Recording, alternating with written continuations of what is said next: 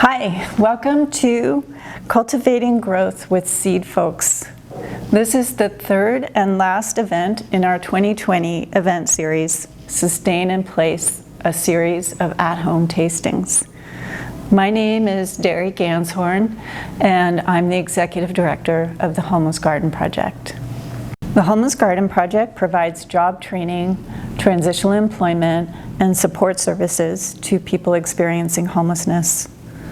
We operate a community education and volunteer program that serves 2,500 people annually.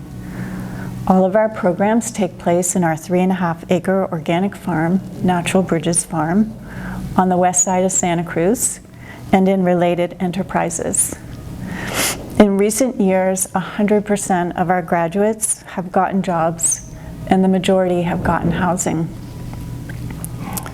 After farming on temporary land for 30 years, we're in the midst of an exciting project. In partnership with the City of Santa Cruz, we are building a permanent farm at Pogonip. This year, we've operated all of our programs, but due to the pandemic, some activities have been adapted or reduced. We're proud to still be serving our community, operating our farm, workshop, and stores, and keeping our trainees employed, learning, and growing. At this time of year, our trainees are working in the workshop, making products using materials grown on our farm that will be sold here at our downtown store, as well as at our Capitola and online stores. We provide paid work, production goals and structure, social work support, and an important and positive connection to the community. Our trainee Joan put it this way: during the holiday season, the trainees migrate to the store downtown to make wreaths and other value-added products. Last year when I did this, I discovered I had a hidden talent I didn't know existed. The whole process of creative artistic expression had a feeling of importance, and seeing my creations become a valued commodity gave me a much-needed boost to my self-esteem. We're so grateful to our community for stepping up to shop at our stores. If you'd like to learn more about our work, volunteering on the farm or in the store, please visit our website, homelessgardenproject.org. You can also keep in touch by signing up for our mail list or following us on Instagram or Facebook. The Homeless Garden Project lost a very special friend last month, and we're dedicating this event to him. Pete Biocchini was a generous and big-hearted friend to the Homeless Garden Project. He and his wife, Patricia, supported our work for more than 20 years and were leadership donors to our Build a Farm campaign. He cared deeply about addressing homelessness and believed in our work. We'll carry on the impact of his work and his memory at Pogonip Farm. We're grateful for his support and for the support of the many who loved him, were mentored by him, and made gifts in his memory. I'd like to give a special thank you to our event sponsors and our readers and speakers. Our Sustain in Place event sponsors are New Leaf Community Markets, La Posta Restaurant, and Swaff Restaurant and Wine Bar, and Mutari Chocolate. Thank you all for your long-standing and generous support of the Homeless Garden Project. Please take a look at your program and note all the people who've made this event possible. I'm thrilled to present a reading of Seedfolks. Seedfolks was written by Paul Fleischman and published in 1997. Paul is the Newberry Award-winning author of many celebrated books that draw on his passion for the past, for music, and for natural history. I first met him in the early 1990s when my children and I read from his book, Joyful Noise, Poems for Two Voices, on our local public radio show. Soon after, Paul and I had lunch at the Saturn Cafe to discuss the kinds of things that might happen at the Homeless Garden Project farm as he was doing research and beginning to write Seedfolks. While much has changed since Paul wrote this lovely book, Seedfolks continues to deeply affect its readers and has sold over 1 million copies. We're really grateful to our readers. You'll see more information about each reader in your program. In Seedfolks, 13 voices tell one story of the flowering of a Cleveland vacant lot into a community garden. Our event will feature 6 of those voices. Donna Myers reads Kim's chapter. Jonathan Franzen reads the part of Gonzalo. Tony Elliott reads Sam's chapter. Mayor Justin Cummings reads Curtis. Blanca Tavera reads Maricela. And in closing, Mike Ryan reads Amir. After the readings, we'll hear from the author, Paul Fleischman. We hope you enjoy the story. Chapter 1, Kim. I stood before our family altar. It was dawn. No one else in the apartment was awake. I stared at my father's photograph, his thin face stern, lips latched tight, his eyes peering permanently to the right. I was 9 years old and still hoped that perhaps his eyes might move, might notice me. The candles and the incense sticks lit the day before to mark his death anniversary had burned out. The rice and meat offered him were gone. After the evening feast, past midnight, I'd been wakened by my mother's crying.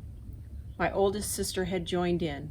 My own tears had then come as well, but for a different reason. I turned from the altar, tiptoed to the kitchen, and quietly drew a spoon from a drawer. I filled my lunch thermos with water and reached into our jar of dried lima beans.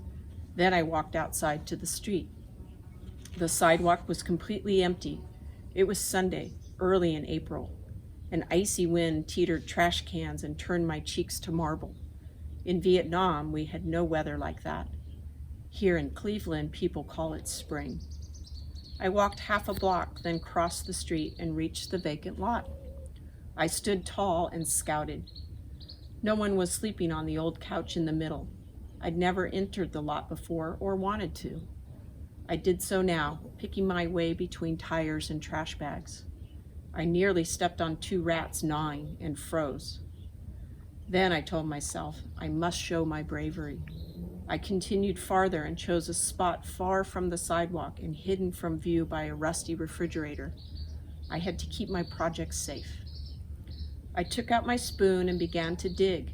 The snow had melted, but the ground was hard. After much work, I finished 1 hole, then a second, then a third. I thought about how my mother and sisters remembered my father, how they knew his face from every angle and held in their fingers the feel of his hands. I had no such memories to cry over. I'd been born 8 months after he died. Worse, he had no memories of me. When his spirit hovered over our altar, did it even know who I was? I dug 6 holes. All his life in Vietnam, my father had been a farmer. Here, our apartment house had no yard. But in that vacant lot, he would see me. He would watch my beans break ground and spread, and would notice with pleasure their pods growing plump. He would see my patience and my hard work. I would show him that I could raise plants as he had. I would show him that I was his daughter. My class had sprouted lima beans in paper cups the year before. I now placed a bean in each of the holes.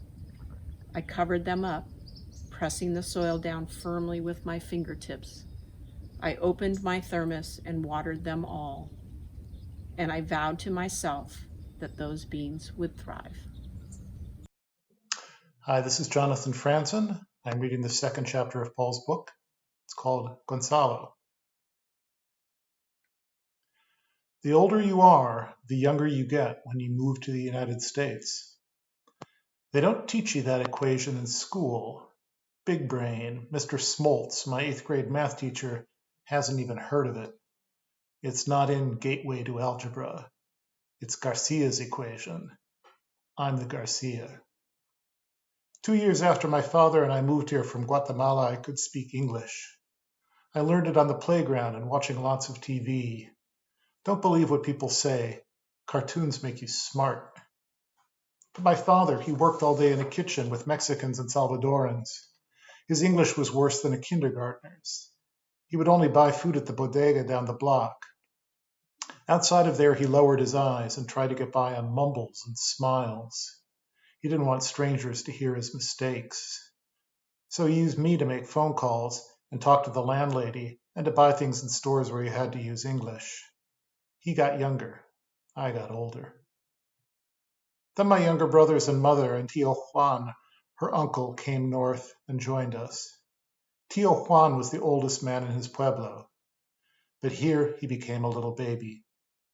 He'd been a farmer, but here he couldn't work. He couldn't sit out in the plaza and talk because there aren't any plazas here. And if you sit out in public, some gang driving by might use you for target practice. He couldn't understand TV, so he wandered around the apartment all day, in and out of rooms, talking to himself, just like a kid in diapers. One morning he wandered outside and down the street. My mother practically fainted. He doesn't speak Spanish, just an Indian language. I finally found him standing in front of the beauty parlor, staring through the glass at a woman with a dryer over her head. He must have wondered what weird planet he'd moved to. I led him home, holding his hand the way you would with a 3-year-old. Since then, I'm supposed to babysit him after school. One afternoon I was watching TV, Getting Smart, on the Brady Bunch. Suddenly I looked up. He was gone. I checked the halls on all 5 floors of the apartment house. I ran to the street. He wasn't in the bodega or the pawn shop. I called his name, imagining my mother's face when she found out he'd fallen through a manhole or been run over. I turned the corner, looking for the white straw hat he always wore. 2 blocks down, I spotted it. I flew down the sidewalk and found him standing in front of a vacant lot, making gestures to a man with a shovel. I took his hand, but he pulled me through the trash and into the lot. I recognized the man with the shovel. He was the janitor at my high school. He had a little garden planted. Different shades of green leaves were coming up in rows. Tio Juan was smiling and trying to tell him something. The man couldn't understand him and finally went back to digging. I turned Tio Juan around and led him home. That night he told my mother all about it. She was the only one who could understand him. When she got home from work the next day, she asked me to take him back there. I did. He studied the sun, then the soil. He felt it, then smelled it, then actually tasted it. He chose a spot not too far from the sidewalk. Where my mother changed buses, she'd gone into a store and bought him a trowel and 4 packets of seeds. I cleared the trash. He turned the soil. I wished we were farther from the street, and I was praying that none of my friends or girlfriends or enemies saw me. Tio Juan didn't even notice people. He was totally wrapped up in the work. He showed me exactly how far apart the rows should be and how deep. He couldn't read the words on the seed packets, but he knew from the pictures what seeds were inside. He poured them into his hand and smiled. He seemed to recognize them, like old friends. Watching him carefully sprinkling them into the troughs he'd made, I realized that I didn't know anything about growing food, and that he knew everything. I stared at his busy fingers, then his eyes. They were focused, not far away or confused. He'd changed from a baby back into a man. Hi, my name is Tony Elliott, Director of Parks and Recreation for the City of Santa Cruz. I'm reading today from Seedfolks by Paul Fleischman, and I'll be reading Chapter Sam about the character Sam. I saw people on the sidewalk watching something. I crossed to join them like a cat who smells herring. Men in jumpsuits from the jail, I think, were clearing the lot. Unbelievable. The woman beside me told me the land was for anyone who wanted a garden. Even more unbelievable. The word paradise came out of my mouth without thinking. The woman looked at me strange. It's a hobby with me, studying words. I looked at the 3 walls surrounding the lot. then at a garden coming up beautiful, planted there close to the sidewalk. Paradise comes from a Persian word. It means walled park. I told the woman that. This time she gave me a little smile. I smiled back. That's my occupation. You've seen fishermen mending the rips in their nets? That's what I do, only with people. I used to try to patch up the whole world. For 36 years, I worked for different groups, promoting world government, setting up conferences on pacifism, raising money, stuffing envelopes. Not that I've given up the fight. I've just switched battlefields from the entire planet to this corner of Cleveland. Sometimes I think I've actually had more effect on the world since I retired. What do? I smile at people, especially black people and the ones from different countries. I get them looking up at me instead of down or off to the side. I start up conversations in lines and on the bus with cashiers. People see I'm friendly no matter what they've heard about whites or Jews. If I'm lucky, I get them talking to each other, sewing up the rips in the neighborhood. I hadn't had a garden since I was a kid. I wanted one now, only this time I was 78 to be exact and in no condition to dig up the soil. So I hired a teenager, Puerto Rican, who said he knew where he could get a shovel. He knew he'd have to do a good job to get paid. He worked that soil until it flowed through your fingers like silk. I paid him well and offered him a row. He wanted to grow marijuana to sell. A real businessman. We discussed this. We finally compromised on pumpkins after I explained how much he could probably get for them at Halloween, not to mention the advantages of staying out of jail. He was new to the neighborhood. We chatted back and forth, squatting there in the cool of the evening, planting our seeds, a few other people working, a robin singing out strong all the while. It seemed to me that we were, in truth, in paradise, a small garden of Eden. In the Bible, though, there's a river in Eden. We had none, not even a spigot anywhere close by, nothing. People had to lug their own water in buckets or milk jugs or soda containers. Water is heavy as bricks, trust me. And new seeds have to be always moist. And in all of June, it didn't rain but 4 days. The result? People bent over like coolies, walking sometimes 3 or 4 blocks, a gallon jug in each hand, complaining all the time about the water. Mine, I had hauled by a 3rd grader with a wagon. The contest I started came later. Water aside, we had other problems. People in the garden told friends and relatives. The lot was big, there was plenty of room. But when newcomers joined, at least at the beginning, they could usually get a spot near people they knew. One Saturday, when the garden was fullest, I stood up a minute to straighten my back. And what did I see?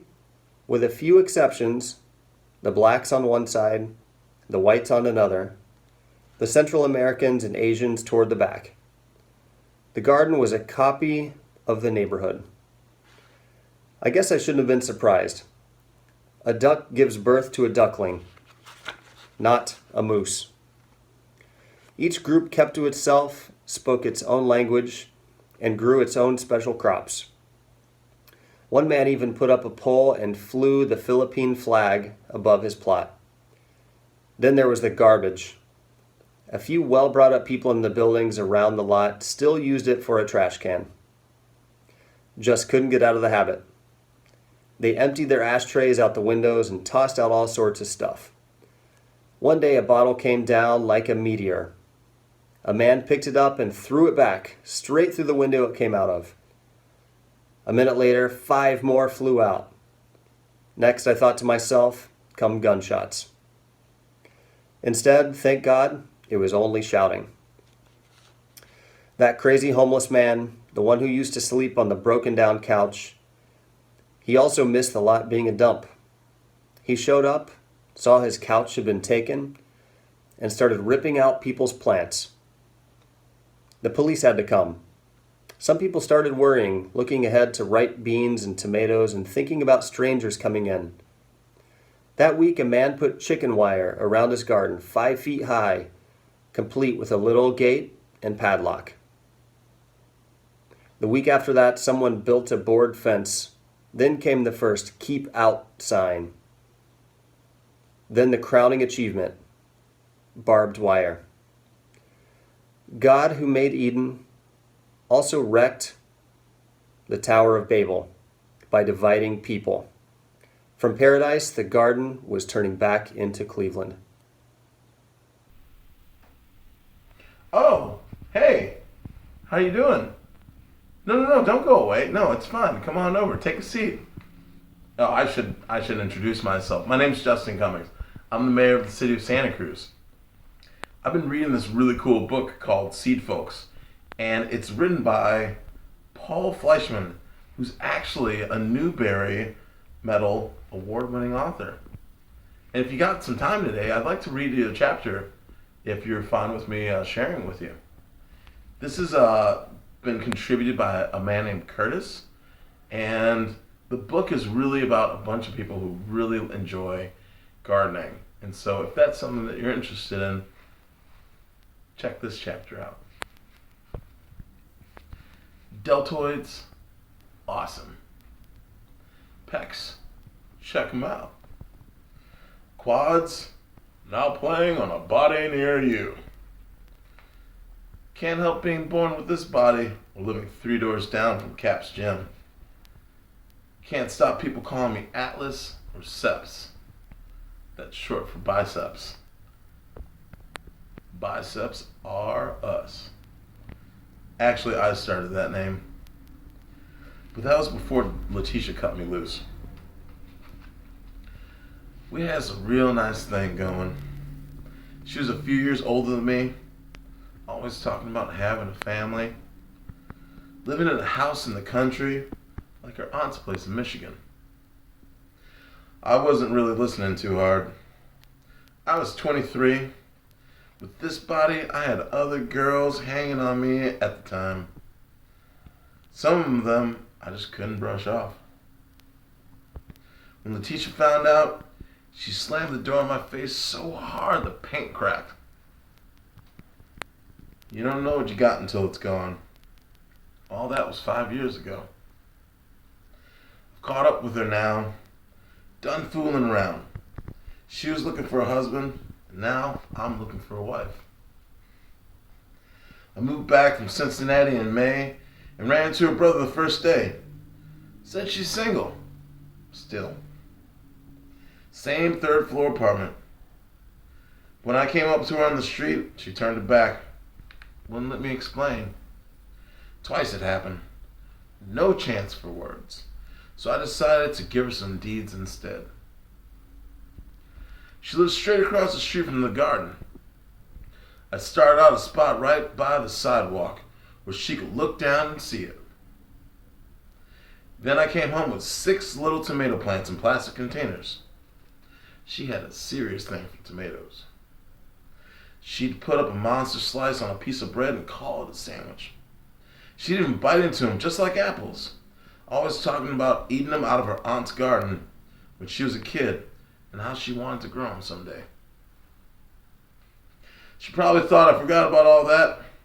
I planted them right there in front of her eyes to show her I hadn't, that I was waiting for her. I got the biggest beefsteak tomatoes. I could see them in my mind, bright as traffic lights, flashing at her across the street. I'd never grown anything before, and I got into it. Every day is something new. The first flower bud, then those first yellow flowers, then the tomatoes growing right behind them. This old man with no teeth and a straw hat showed me how to tie the plants up to stakes. Then someone else told me all their diseases. That got me worrying. What if all my plants started wilting? Caught blight and died? That wasn't any message I wanted her to have. I started coming straight from work to check them. I noticed every hole and every leaf. I picked off bugs, pulled out weeds, and I gave them lots of that fertilizer called tomato food, like somebody told me. From little green marbles, those tomatoes started growing. They started getting orange, then they went to red.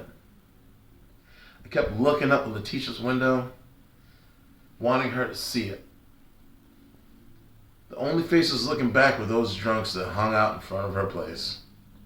That liquor store all boarded up, but they still sucked on their bottles anyway. They like to call me field slave and sharecropper. Ask, how's Master Crops doing? I could have banged their heads together and shut them up, but I didn't. That was part of the point of the tomatoes.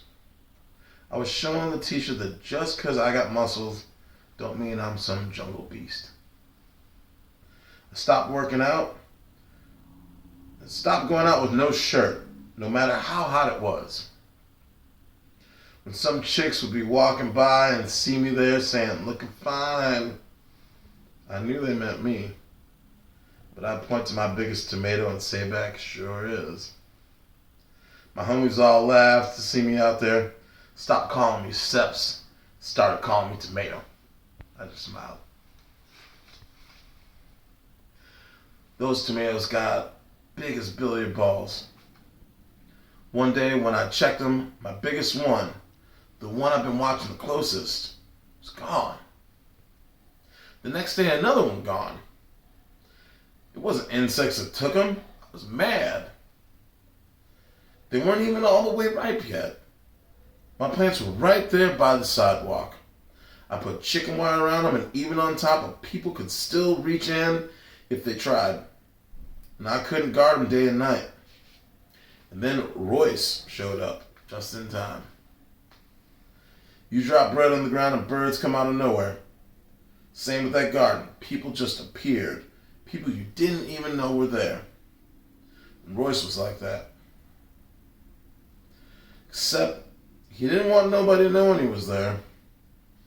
One of the gardeners saw that her pile of grass clippings were all spread out. Had some sort of human print in them. He'd been sleeping there nights and leaving early. And one morning he slept late. I'm the one who found him. He was 15, black, built big. Looked like I did. His face was banged up. Said his father did it and threw him out. He didn't want to go back. I bought him breakfast and we made us a deal. I found him a place close to my tomatoes but hidden by somebody's corn so the cops wouldn't see him sacked out. I bought him a brand new sleeping bag. I gave him money for food that week. Then I picked up a pitchfork for $3 at a junk shop. His part of the deal was if he saw or heard anyone mess with my tomatoes, he'd come at them full speed holding that pitchfork. That was my best shot at protecting them at night. For daytime, when Royce was gone, I painted a sign that said Letitia's Tomatoes. It was big. I put it right there in front of the plants facing the sidewalk. If people know something belongs to a person instead of the city or the U.S. government, they're more likely to leave it be. When I pounded it in, I filled up my water can. Walking back, I looked up at her window. Still as a cat behind that lace curtain, there was her face, staring down at that sign. Hello, my name is Blanca Tavera. I am delighted to read a chapter from the book Seedfolks, written by Paul Fleischman. The chapter is titled Maricela. It is the voice of a 16-year-old. If you're Mexican, the Cubans and Puerto Ricans hate you because they think you snuck in illegally and they didn't, which they would have if they could have walked.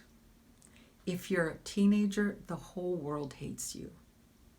If you're a pregnant teenager, people think you should be burned at the stake. I'm a Mexican pregnant 16-year-old, so shoot me and get it over with. I wouldn't actually care if you did. In a way, I'm already dead.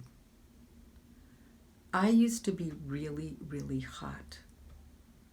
Because of the baby, I'm as fat as a wrestler. I dropped out. I've been to exactly 0 parties, and I've been asked out exactly 0 times, including by the scum who got me pregnant. My parents were mad. They wanted me to graduate. But abortion or adoption, forget it. Then they got sort of excited about it. They both love little babies. Not me. They started praying for it every night while I was begging my body to miscarry. 3 of us from my high school got into this program for pregnant teens. They give you rides to the doctor and help with getting your GED at home. Great. Except that Penny, the woman we see, saw the community garden and got the program its own spot to give us practice taking care of something and to let us witness the miracle of life and to try to keep us from eating our babies alive or dropping them into dumpsters. It was already the middle of summer, so she had us plant radishes since they grow fast. All 3 of us hate radishes. As soon as the little green leaves came up, a gopher or something wiped them out. So much for the miracle of life. I didn't tell Penny. I was hoping the same thing happened to my baby. She's so cheerful. I never could. She's not puking or getting as big as a blimp. No wonder she's always smiling. After the radishes came squash, then Swiss chard, which nobody knew how to eat.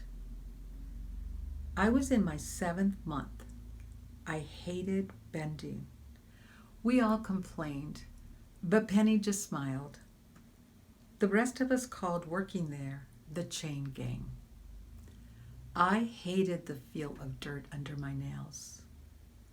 One afternoon, Yolanda broke 2 of her fancy painted expensive nails and cursed out loud for 10 minutes. Penny couldn't shut her up.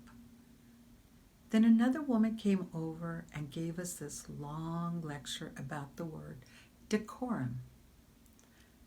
I couldn't believe my eyes. It was my old 3rd grade teacher, Miss Fleck. I prayed she wouldn't recognize me. But naturally, she did, and asked me all the usual questions. I should have had the answers printed up on a card to hand out. The next week, when some man threw a can out of his window, which landed about a foot from my head, Miss Fleck figured out what apartment he was in, walked up and yelled at him like he was a kid. She treated the whole world like her classroom. Different people came to our part of the garden for different reasons. This Puerto Rican kid had pumpkin plants that kept getting into ours, which gave him an excuse to walk right past me and talk to Dolores, who was 15 and pretty and still didn't look pregnant. I couldn't wait for her to get huge. Sometimes this black guy ran through our garden. He couldn't take the time to go around. He grew lettuce, or he tried to. Most of it was dead. He'd drive up in a cab, slam on his brakes like the Pope just stepped in front of him, run through our squash, cut a bunch of lettuce, and run back with the lettuce in a bucket of water. Then he'd peel out, leaving lots of rubber. Then there were people who came by to give us different things. Vegetables that they had grown and thought we should eat, which we always gave away later. Advice on how to grow our stupid Swiss chard, advice on giving birth and raising kids, which I tuned out as soon as they started. One day in August, it was just me and Penny. This black woman, Leona, who had a garden and talked to us, came over and gave me some flowers she'd grown. They were yellow. She called them goldenrod. And she said if I made them into tea, it would help me with the delivery. She knew I didn't want to be pregnant. I could talk to her about it. That day, it was almost too humid to talk. The windows around the garden were open, and you could hear 10 different TVs and radios. A storm was coming. The thunder was getting closer, and then it hit. Bam! Then all the TVs and radios went off. So did the lights. It was a power failure. It was quiet in the garden without all the noise. So quiet, it was weird. I looked around. An old man near us was slowly picking cucumbers, like nothing had happened. Whole city shuts down, but the garden just keeps going, Leona said. She talked on how plants don't run on electricity or clock time, how none of nature did. How nature ran on sunlight and rain and the seasons, and how I was part of that system. The words sort of put me into a daze. My body was part of nature. I was related to bears, to dinosaurs, to plants, to things that were 1,000,000 years old. It hit me that this system was much older and stronger than the other. She said how it wasn't some disgrace to be part of it. She said it was an honor. I stared at the squash plants. It was a whole world in there. It seemed like I could actually see the leaves and flowers growing and changing. I was in a weird daze. And just for that minute, I stopped wishing my baby would die. In India, we have many vast cities, just as in America. There, too, you are one among millions. But there, at least you know your neighbors. Here, one cannot say that. The object in America is to avoid contact, to treat all as foes unless they're known to be friends. Here you have 1,000,000 crabs living in 1,000,000 crevices. When I saw the garden for the first time, so green among the dark brick buildings, I thought back to my parents' Persian rug. It showed climbing vines, rivers and waterfalls, grapes, flower beds, singing birds, everything a desert dweller might dream of. Those rugs were indeed portable gardens. In the summers in Delhi, so very hot, my sisters and I would lie upon it and try to press ourselves into its world. The garden's green was as soothing to the eye as the deep blue of that rug. I'm aware of color. I manage a fabric store. But the garden's greatest benefit, I feel, was not relief to the eyes, but to make the eyes see our neighbors. I grew eggplants, onions, carrots, and cauliflower. When the eggplants appeared in August, they were pale purple, a strange and eerie shade. When my wife would bring our little son, he was forever wanting to pick them. There was nothing else in the garden with that color. Very many people came over to ask about them and talk to me. I recognized a few from the neighborhood. Not one had spoken to me before. And now how friendly they turned out to be. The eggplants gave them an excuse for breaking the rules and starting a conversation. How happy they seemed to have found this excuse to let their natural friendliness out. Those conversations tied us together. In the middle of the summer, someone dumped a load of tires on the garden at night, as if it were still filled with trash. A man's 4 rows of young corn were crushed. In an hour, we had all the tires by the curb. We were used to helping each other by then. A few weeks later, early in the evening, a woman screamed down the block from the garden. A man with a knife had taken her purse. 3 men from the garden ran after him. I was surprised that I was one of them. Even more surprising, we caught him. Royce held the man to a wall with his pitchfork until the police arrived. I asked the others. Not one of us had ever chased a criminal before, and most likely we wouldn't have except near the garden. There you felt part of a community. I came to the United States in 1980. Cleveland is a city of immigrants. The Poles are especially well known here. I always heard that the Polish men were tough steel workers and that the women cooked lots of cabbage. But I'd never known one until the garden.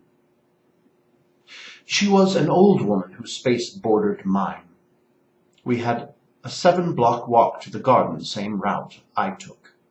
We spoke quite often. We both planted carrots. When her hundreds of seedlings came up in a row, I was very surprised that she did not thin them, pulling out all but one healthy-looking plant each few inches to give them room to grow. I asked her. She looked down at them and said she knew she ought to do it, but that this task reminded her too closely of her concentration camp, where the prisoners were inspected each morning and divided into 2 lines, the healthy to live and the others to die. Her father, an orchestra violinist, had spoken out against the Germans, which had caused her family's arrest. When I heard her words, I realized how useless was all that I'd heard about Poles, how much richness it hid, like the worthless shell around an almond. I still do not know or care whether she cooks cabbage. The garden found this out with Royce. He was young and black. He looked rather dangerous. People watched him and seemed relieved when he left the garden. Then he began spending more time there.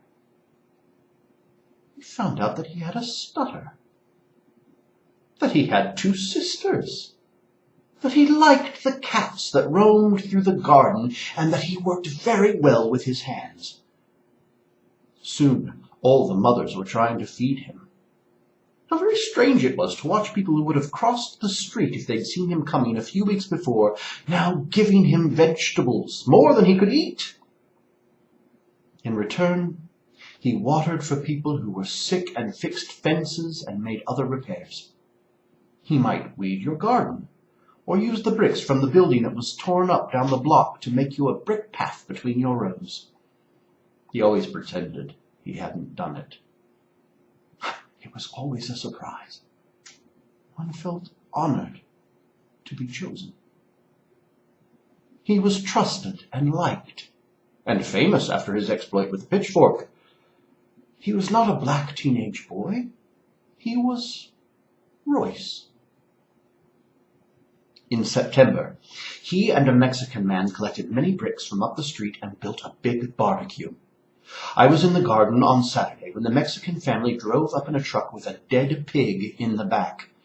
They built a fire, put a heavy metal spit through the pig, and began to roast it. A bit later, their friends began arriving. One brought a guitar. Another played violin. They filled a folding table with food. Perhaps it was one of their birthdays. Or perhaps no reason was needed for the party. It was beautiful weather, sunny but not hot. Fall was just beginning and the garden was changing from green to brown.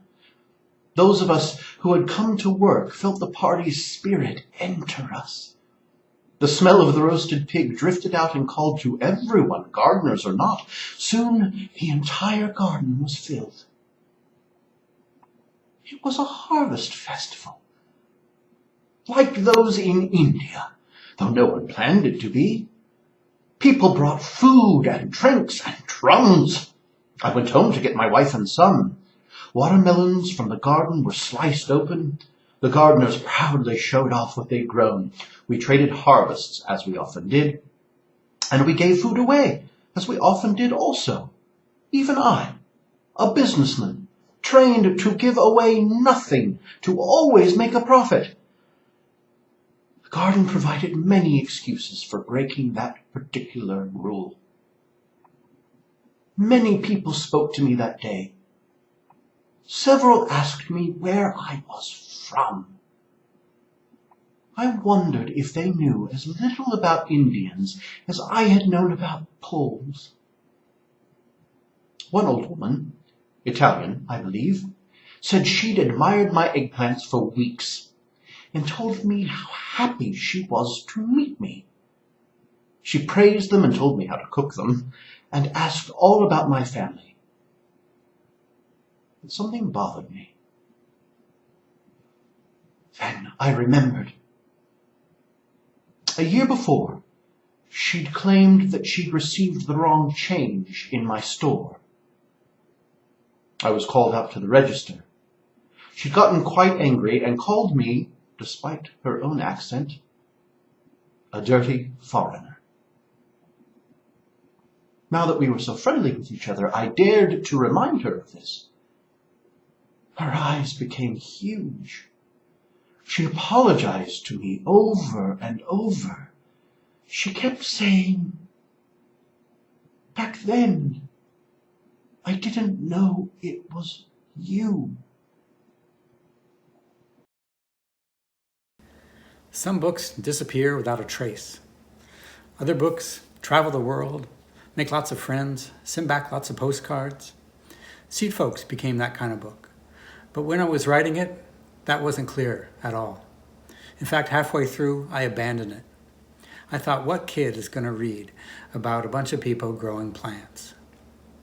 During that time I took off, I planted a long row of green beans. And as they came up, I began experiencing what my characters were feeling. And I got back in touch with the magic of growing things. And I ended up finishing the book. What are the ingredients in that magic? I've been thinking about that lately. I think there are a lot of things involved, and for each person it's a different mixture of them. I happen to be in Fort Myers, Florida at the moment. Let's head out to the community garden adjoining the botanical garden and take a look. Part of the magic of plants is surely that they're calming.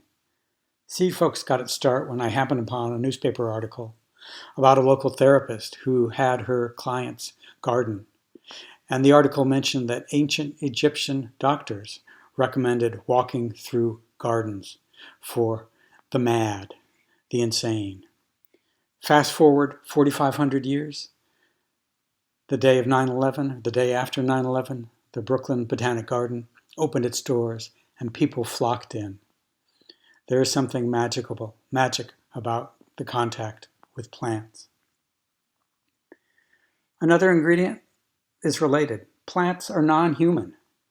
We used to be surrounded by the non-human world, but not so much anymore for most of us.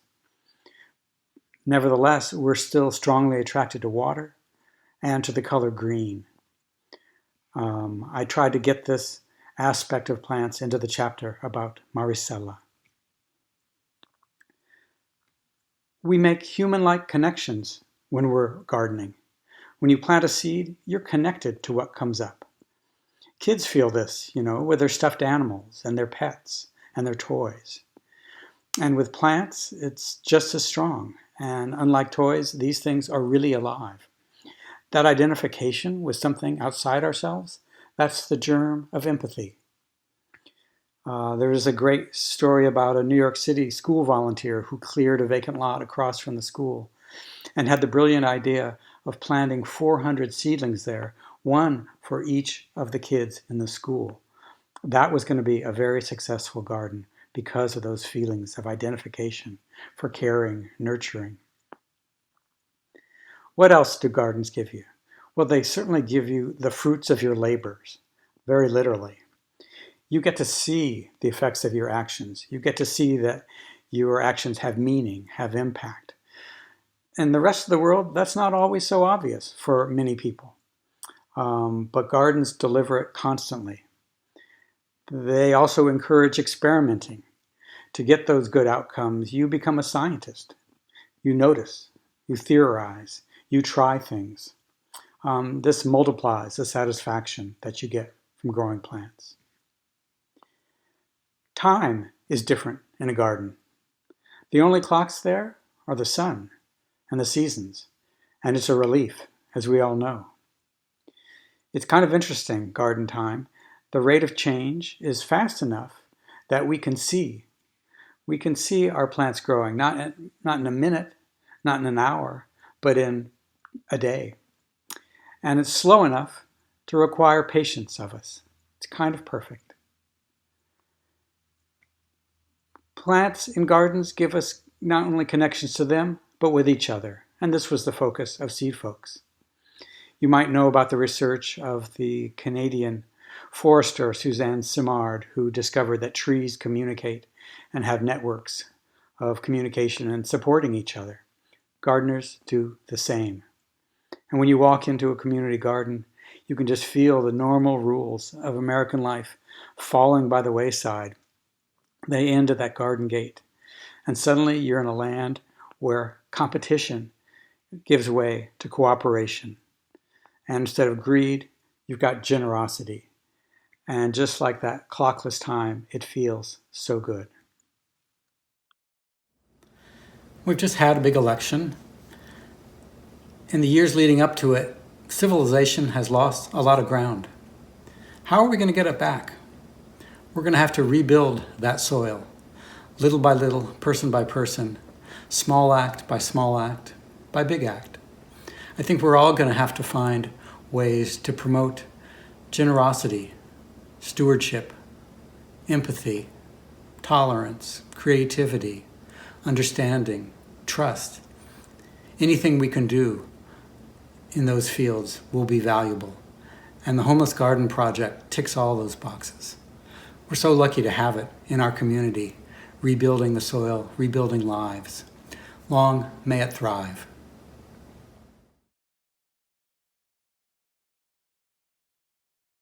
I'm proud to introduce Patricia Meekum, our trainee at the Homeless Garden Project. Patricia is a leader in our program.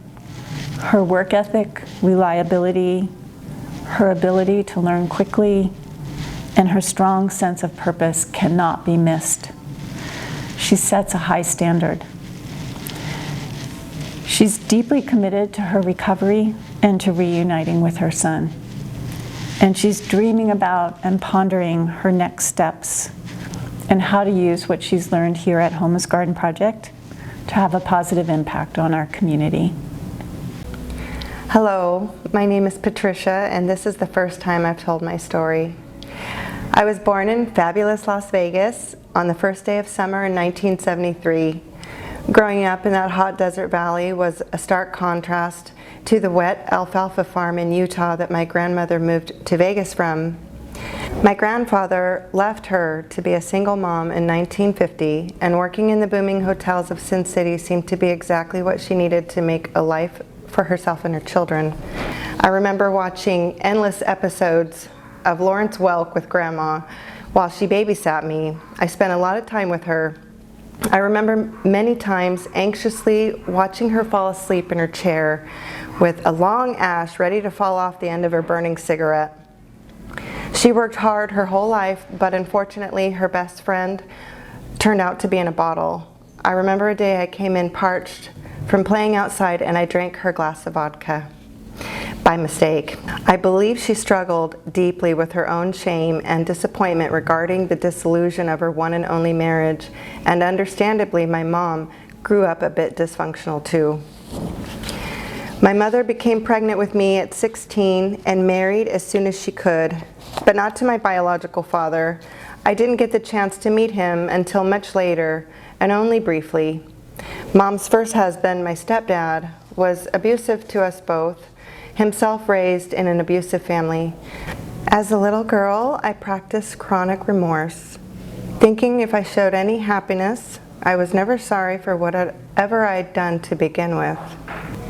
I remember being left alone at home and once almost drowned in a pool. No one was watching me swim.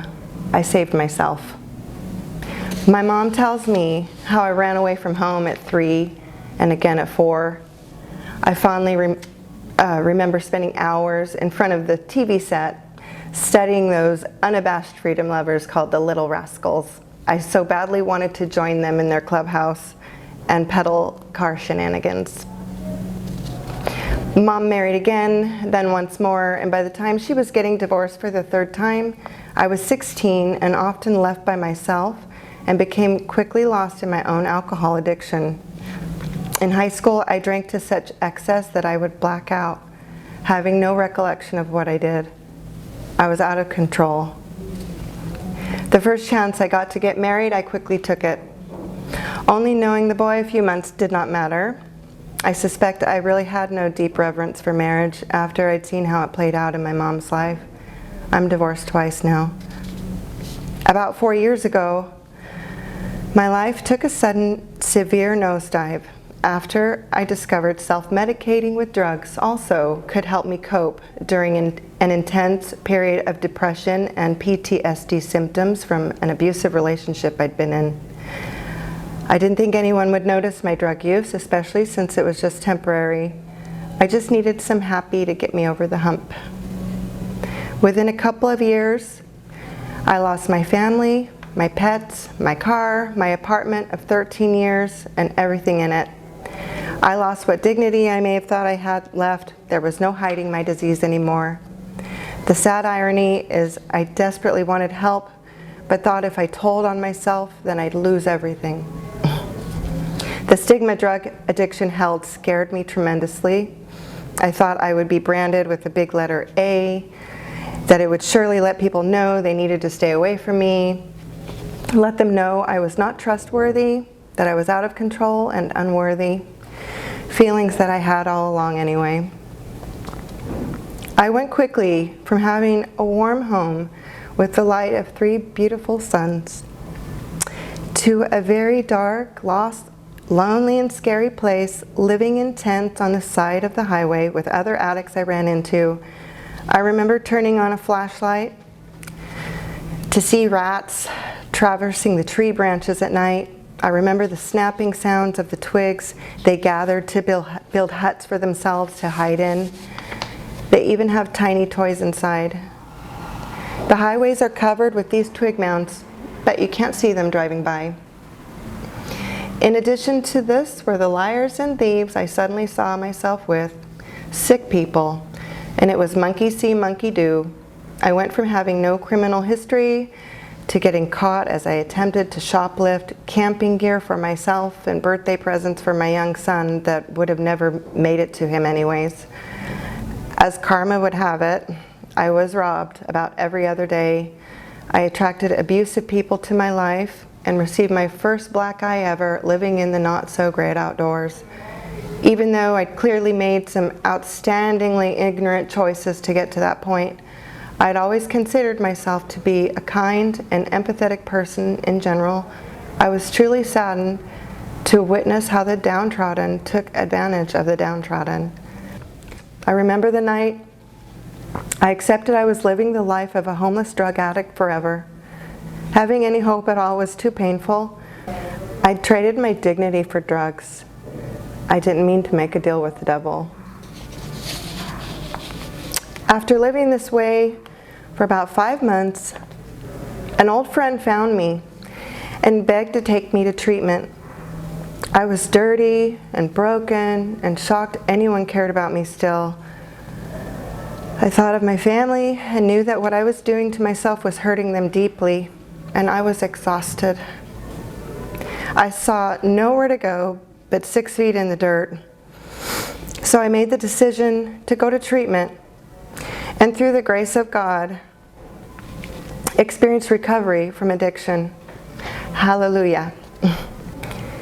I was deathly afraid of being honest before, very fearful of exposure.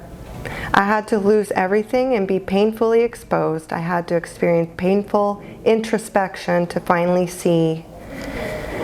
I came to view addiction as a disease of a broken spirit, and in recovery can become a thrilling spiritual journey. Rather than feeling chronic guilt over my past choices, I can choose to see the beauty in hardships, the opportunities they create for spiritual growth. I've learned hardship can be a pathway to peace. I just have to remain honest and ask for help. After treatment, I got a car and made my way to Housing Matters on Coral Street, where a program director named Bernice threw me a rope. She sent me to a shelter and then directed me to the Homeless Garden Project. Now allow me to fast forward you to a day in the garden where I have been 5 months, the same length of time I was homeless on the streets as a hopeless drug addict. It's Tuesday morning. I arrive to Schaefer Road and locate an empty space to park on the right. I pull my mask up over my nose and jog a circle. I find a seat quietly, and we are gently directed to meditate on our breath and the delicate sounds of nature. I feel less anxious and more grounded as each of us bravely begins voicing our truth. Later, like a child, I curiously watch monarch butterflies fly about. I've spent most of my life in desperation, not pausing much to enjoy the beauty of nature. I spot a monarch now frantically jumping up off the ground. I decide to pick it up. I notice it's injured, missing half a wing. I have no idea how its wing became torn, but I stand amazed that I'm actually holding a monarch butterfly in my hand. I ask my peer for help, and we place it away from the dirt and into the milkweeds where the rest of its family is cloistered. We wish it farewell. I have many questions about the life of this poor monarch. They remind me that suffering is a part of life and that we're not meant to suffer alone. Sometimes we need to be carried to safety. I'm hungry to find more beauty, more correlations between nature and me. I head off towards the rows and rows of strawberries waiting for their treatment, and today is only meant for pruning and weeding. I squat down and carefully inspect a strawberry plant. It looks wild and in need of some attention. I note the full range of vibrant leaves and of dying leaves no longer serving it. I begin pulling off the green and brown two-tone stems and leaves. They snap off without much effort. Their unusual color and youthfulness makes them stand up and out as if to say, "Hey, over here, pick me." Underneath, however, reveals a world hidden from view, an organic, established community of spiderwebs and tiny fruit flies atop hard, crusty stems. I attempt to snap off one of these lower stems and nearly pull the entire thing out of the dirt. This stem says, "Not so fast. I've been here a while, and I'm pretty set in my ways. Deal with it." So I do. Regrouping a little, I take my left hand and hold the entire thing, pinning it down gently. And then I put my right hand on the old stem and with extra effort twist and yank it off. I think to myself, what a stubborn old stem. Because of your resistance, we almost lost it all. Reason tells me if I'd only paid the plant the attention it needed sooner, we wouldn't be in this situation. Changing its path wouldn't be so strenuous. Start sooner next time. Pay attention. Show it the love it deserves. It's not going to prune itself. I feel my body soften, and I lean back. My mind is flooded in light as I suddenly see I've reached a new level of awareness by way of a strawberry plant and a butterfly. Familiar esoteric phrases come to mind. The macro and the micro, as above, so below, on earth as it is in heaven. Wow, I think, the garden mirrors me. A light is on in my head as I smile and ponder excitedly. Someone who cared about me saw my own broken wing and guided me to a place where space is gently held to recover safely. A lifetime of established, hard, crusty, self-centered fear and addiction needed some tough assistance in a treatment center. And the traumatized little girl in me needed to be coached and cradled in a community garden.